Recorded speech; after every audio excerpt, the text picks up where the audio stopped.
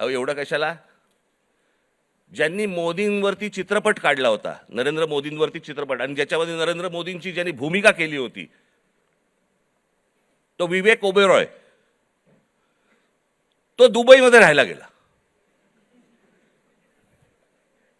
दुबईचा नागरिक आहे तो भारतात राहत नाही. मोदीजींनी खूप चांगलं काम केलंय. मोदीजी देशाला मोठं करतायत. मोदीजी देशामध्ये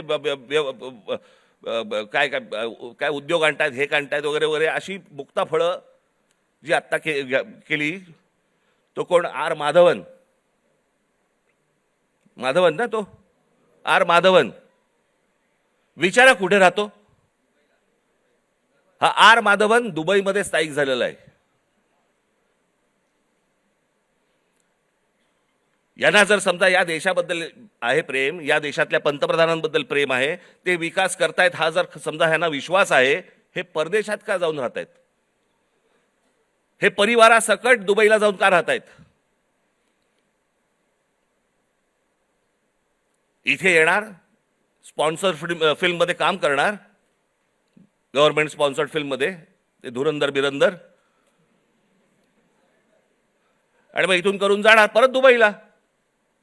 देशात खूप चांगलं चाललेलं आहे. मी चाललो दुबईला.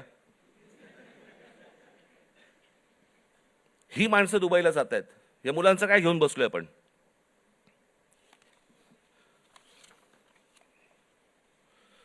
दोन 2004 मध्ये काँग्रेस सरकार ज्या वेळेला होतं त्यावेळेला शिक्षणावरती खर्च किती होता?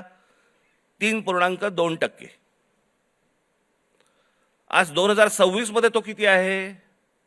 2.8%. म्हणजे शिक्षणावरती जेवढा खर्च व्हायला पाहिजे, अमेरिकेमध्ये जाऊन बघा, युरोपमध्ये जाऊन बघा, शिक्षणावरती काय प्रकारचा खर्च करतायत. आज त्या मुलांना, त्या विद्यार्थ्यांना, त्या मुलांना त्यांची स्वप्न, त्यांना काय म्हणायचंय, त्यांना काय सांगायचंय, त्या प्रत्येक गोष्टींसाठी, प्रत्येक स्वप्नांसाठी त्यांच्याकडे वाटा आहेत.